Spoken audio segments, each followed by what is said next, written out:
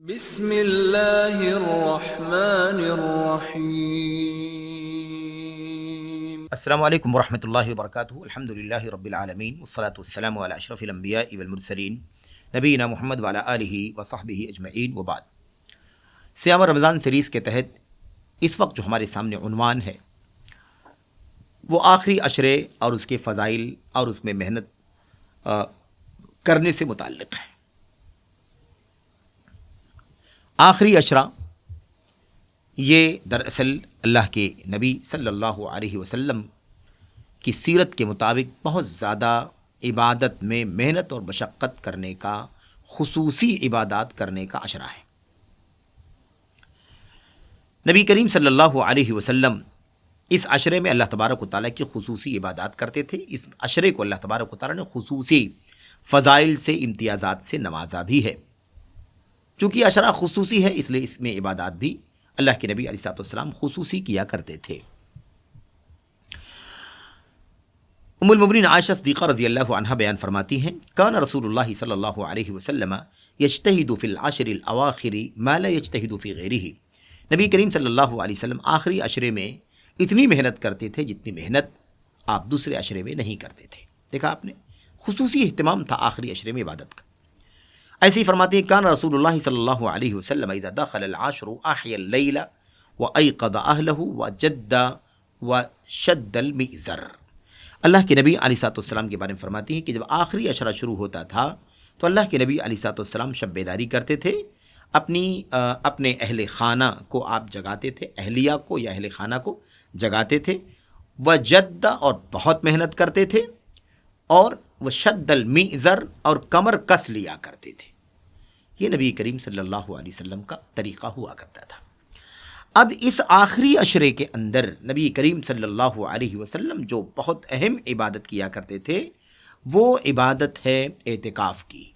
اعتکاف کی عبادت نبی کریم صلی اللہ علیہ وسلم خصوصی طور پر اس عشرے میں کیا کرتے تھے۔ آپ کا مقصد یہ ہوتا تھا کہ آپ اس آخری عشرے میں خوب عبادت کر کے، اعتکاف جیسی عبادت کر کے اللہ تبارک و تعالیٰ کی وہ فضیلت والی رات جو 1000 مہینوں سے بہتر ہے اسے تلاش کریں۔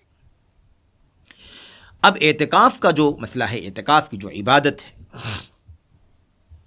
اعتکاف اصل میں کہتے ہیں عربی زبان میں کسی چیز کو لازم پکڑ لینا، کسی چیز سے چمٹ جانا، وابستہ ہو جانا۔ اللہ کے نبی علیہ السلام زندگی بھر اعتکاف کرتے رہے، زندگی بھر اعتکاف کرتے رہے، جیسا کہ روایت آ رہی ہے۔ اعتکاف کا جو معنی ہے وہ یہ ہے میرے بھائیوں، پہلے اعتکاف کا معنی جان لینا اس لیے ضروری ہے کیونکہ بعض لوگ اعتکاف کرتے ہیں، اعتکاف کی عبادت کے لیے رغبت رکھتے ہیں، لیکن افسوس یہ ہے کہ اعتکاف کو اس طرح سے نہیں نبھاتے جس طرح سے اعتکاف کو نبھانا چاہیے۔ اعتکاف کا اصل میں اصطلاحی معنی کیا ہے؟ اعتکاف کا جو اصطلاحی معنی ہے، شیخ الاسلام ابن تیمیہ رحمۃ اللہ علیہ فرماتے ہیں، المقام فی المسجد من شخص مخصوص علی صفت مخصوصۃ۔ مسجد میں لازم تو مسجد میں ٹھہر جانا کسی شخص کا، کسی مخصوص آدمی کا، مخصوص عبادات کے ساتھ، مخصوص صفت کے ساتھ مسجد میں ٹھہر جانا، یہ ہے اصل میں اعتکاف کی تعریف۔ اللہ کے نبی علیہ السلام کی حدیثوں میں اعتکاف کو جیوار یا مجاورت بھی کہا گیا ہے، جیوار اور ایسے ہی مجاورت۔ ام المؤمنین عائشہ ابو سعید خدری رضی اللہ تعالیٰ عنہ بیان فرماتے ہیں نبی کریم صلی اللہ علیہ وسلم کے بارے میں کہ آپ نے فرمایا، انی کنت اجاور هذه العشر ثم قد بدا لي ان اجاور هذه العشر الاواخر۔ نبی کریم صلی اللہ علیہ وسلم، جیسا کہ صحیح بخاری میں اور ایسے ہی صحیح مسلم میں یہ روایت موجود ہے کہ اللہ کے نبی صلی اللہ علیہ وسلم نے فرمایا، میں اس عشرے میں جیوار کیا کرتا تھا۔ جیوار، جاور یجاور، مجاورت ہے نا۔ میں اس آخری عشرے میں، اس عشرے میں اعتکاف کیا کرتا، جیوار کیا کرتا تھا، یعنی اعتکاف کیا کرتا تھا۔ پھر مجھے علم ہوا کہ آخری عشرے میں اعتکاف کروں، یعنی اللہ تبارک و تعالیٰ نے آپ کو بتایا، جیسا کہ روایت میں آیا ہوا ہے کہ پہلے عشرے میں اعتکاف کیا، آپ کو بتایا گیا کہ اس میں آپ کو پھر آپ پر اس بات کا علم ہوا کہ پہلے عشرے میں قدر کی رات نہیں ہے، آپ نے دوسرے عشرے میں اعتکاف کیا، پھر آپ کو علم ہوا اللہ کی طرف سے کہ اس میں بھی قدر کی رات نہیں ہے۔ پھر اس کے بعد اللہ کے نبی صلی اللہ علیہ وسلم نے آخری عشرے میں اعتکاف کرنا شروع کیا اور پھر عمر بھر، زندگی بھر آخری عشرے میں ہی اعتکاف کرتے رہے۔ اعتکاف سنت ہے، فرض نہیں ہے، واجب نہیں ہے۔ اعتکاف سنت ہے نا، سنت ہے، اس کا مطلب یہ ہے کہ ہر آدمی کو کرنا ضروری نہیں ہے، جس کے لیے میسر ہو، جس کو موقع ہو اور جسے اس بات کی فرصت ہو کہ وہ عبادت کے لیے کسی مسجد کو لازم پکڑ لے اور 10 دنوں تک رات دن اللہ تبارک و تعالیٰ کی عبادت میں مشغول رہے، اسے چاہیے کہ وہ اعتکاف کرے۔ میرے بھائی، اللہ تبارک و تعالیٰ فرماتا وَلَا تُبَاشِرُوهُنَّ وَأَنْتُمْ عَاكِفُونَ فِي الْمَسَاجِدِ، تم اپنی بیویوں سے اعتکاف کی حالت میں رہو تو صحبت نہ کرو۔ ظاہر سی بات ہے، اعتکاف ایک ایسی عبادت ہے جو مسجد کے اندر ہونی ہے، اور اعتکاف کی حالت میں اگر کسی نے اپنی بیوی سے صحبت کی، مسجد سے باہر نکل گیا اور گھر پہنچا اور صحبت کر ڈالی، تو ایسی صورت میں اعتکاف باطل ہو جائے، اعتکاف باطل ہو جائے گا۔ دن کا وقت ہوگا تو روزہ بھی باطل ہو جائے گا، لیکن رات کا وقت ہوگا، صوم کے وقت کے علاوہ ہوگا، تو ایسی صورت میں اعتکاف کیا ہوگا؟ باطل ہو جائے گا۔ نبی کریم صلی اللہ علیہ وسلم کا معمول تھا کہ آپ رمضان کے آخری عشرے میں اعتکاف فرماتے تھے، جیسا کہ کئی حدیثوں میں یہ بات آئی ہوئی ہے۔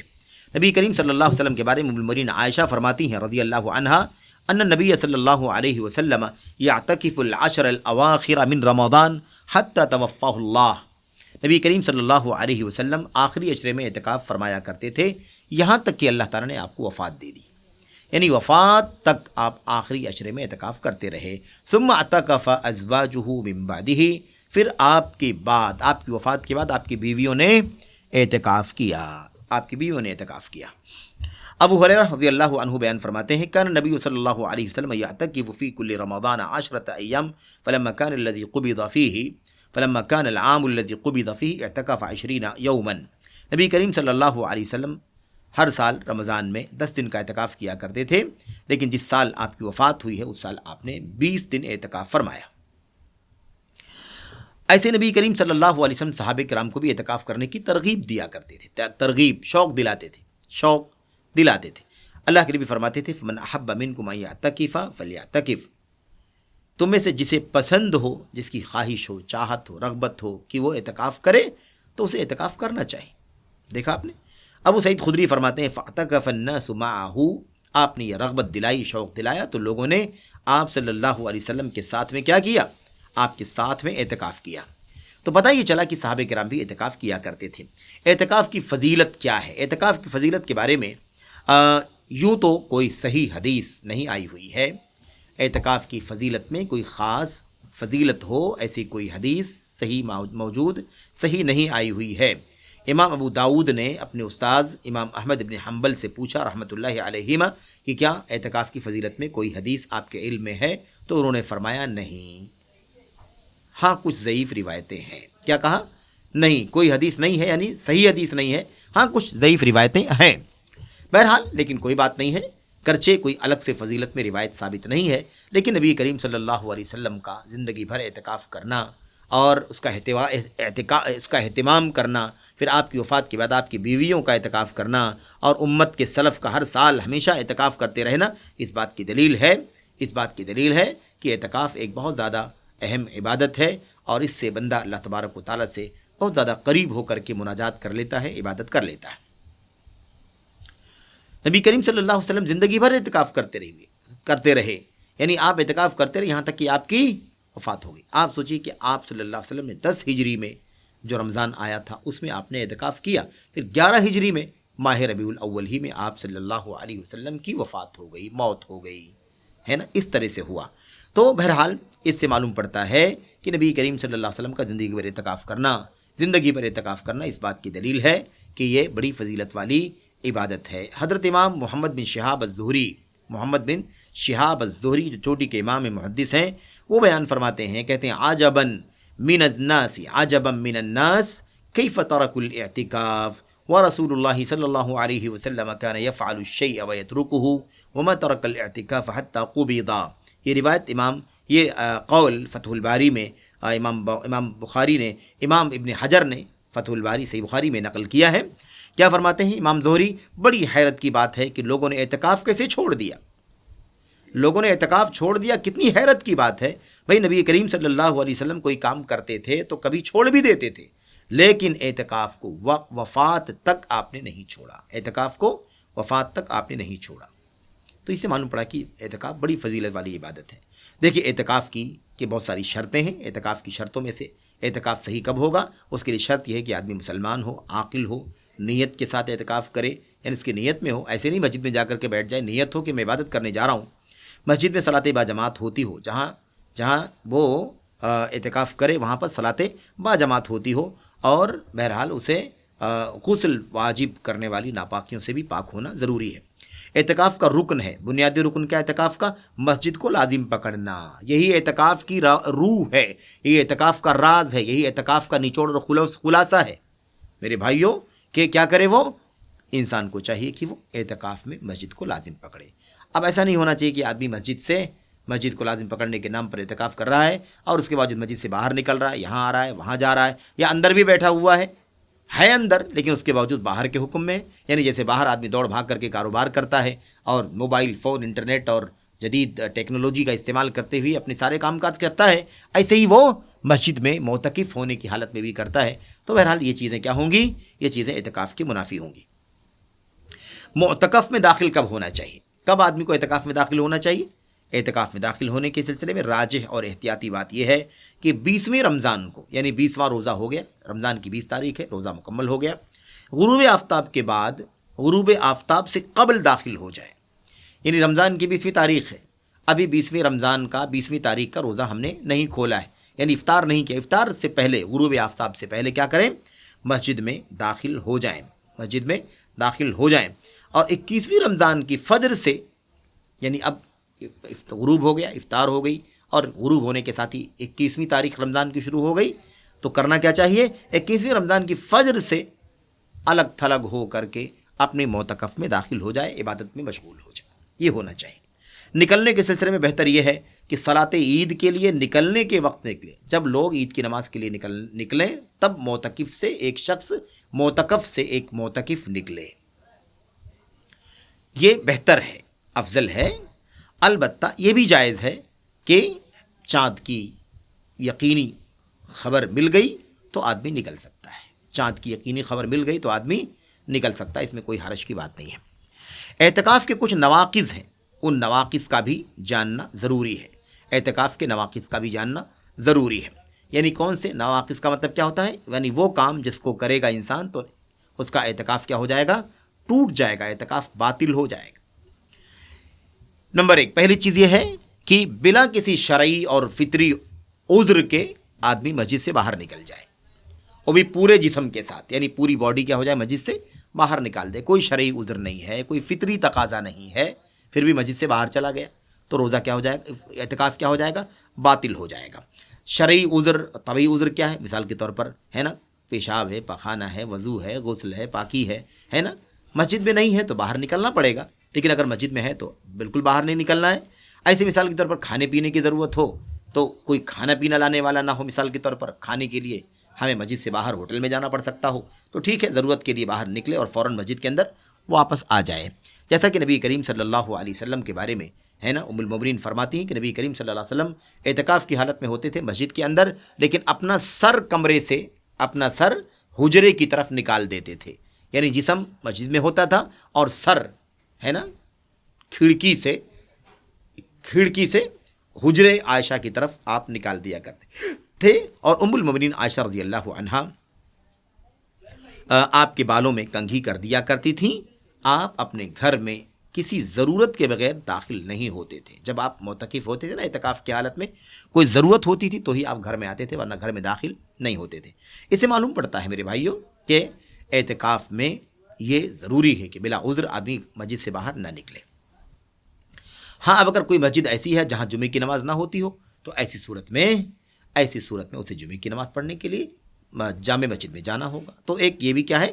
عذر ہے، یہ بھی کیا ہے؟ عذر ہے۔ اس کے علاوہ آدمی کو چاہیے کہ بلا عذر مسجد سے باہر نہ نکلے، ورنہ اس کا اعتکاف باطل ہو جائے گا۔ دوسری چیز کیا ہے اعتکاف کے نواقض میں سے، جسے اعتکاف باطل ہو جائے گا، اعتکاف ٹوٹ جائے گا؟ بیوی سے جمع کرنا، صحبت کرنا ہے نا، بیوی سے جمع کرنا، صحبت کرنا۔ نمبر 3، کسی بھی طرح سے منی خارج کرنا، کسی بھی طرح سے کیا کرنا؟ منی خارج کرنا، یعنی منی خارج کرنے کی وجہ سے انسان کا اعتکاف کیا ہو جائے گا؟ باطل ہو جائے گا۔ یاد رکھیں، منی خارج کرنے کی بات ہو رہی ہے، منی خارج ہونے کی بات نہیں ہو رہی ہے۔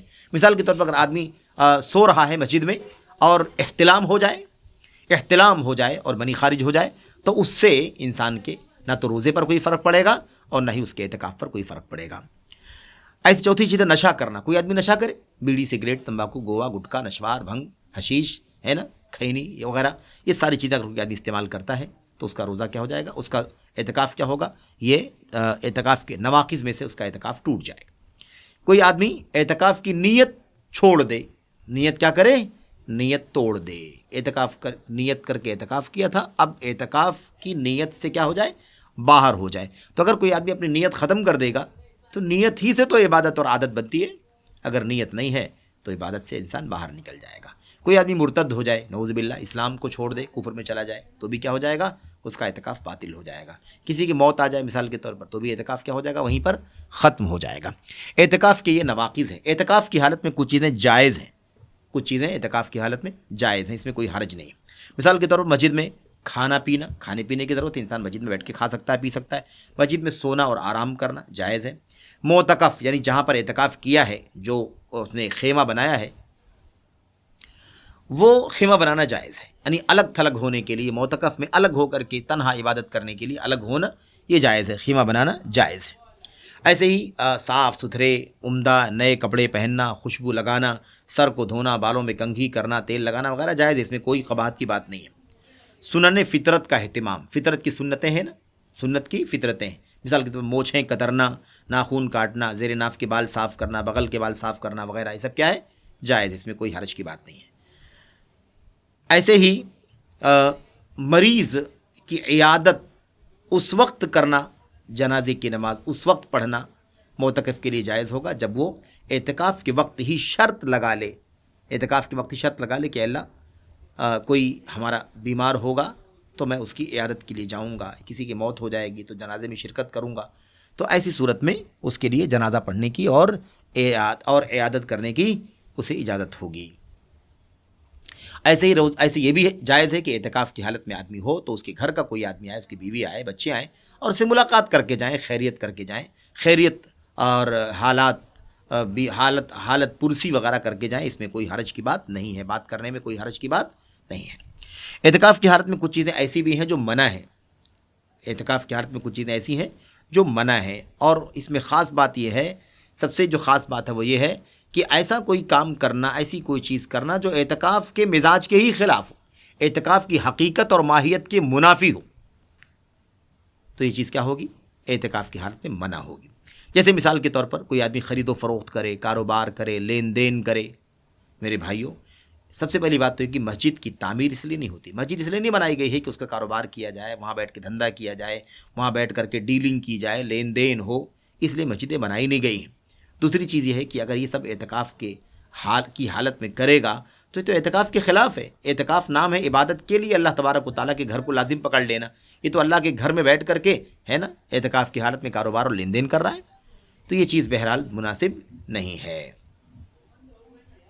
ٹھیک ہے۔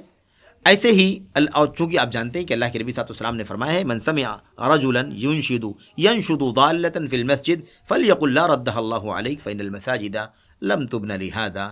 اللہ کے نبی صلی اللہ علیہ وسلم نے فرمایا کہ جو کسی شخص کو سنے کہ وہ مسجد میں کوئی گم شدہ سامان کے بارے میں اعلان کر رہا ہے، اسے چاہیے کہ وہ کہے اللہ کرے کہ تمہیں نہ ملے، اللہ کرے کہ تمہیں نہ ملے، یعنی اللہ تبارک و تعالیٰ سے بد دعا کرے کہ اس کا سامان اس کی گم شدہ چیز اسے نہ ملے۔ یا آپ دیکھیے کہ آپ نے بد دعا کرنے کا حکم دیا، تو مسجد میں ہی یہ پابندی ہونی چاہیے۔ اب ایک آدمی مسجد میں بھی ہے اور اعتکاف کی حالت میں ہے تو مسجد کی بھی حرمت پامال کر رہا ہے، اور ایسے ہی اعتکاف کو بھی مجروح کر رہا ہے۔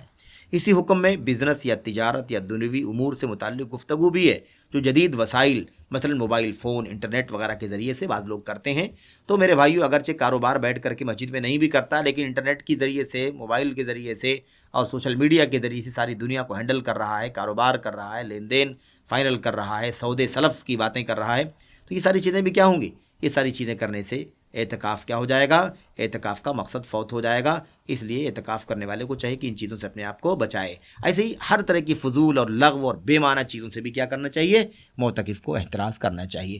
یہ میرے بھائیوں آخری عشرے میں جو عبادت بڑی اہم ہے اعتکاف کی، اس سے متعلق چند احکام اور اس کے مسائل تھے۔ اللہ سے دعا ہے کہ اللہ تعالیٰ ہمیں اور آپ کو سمجھنے کی اور اس کے مطابق عمل کرنے کی توفیق عطا فرمائے، آمین رب العالمین۔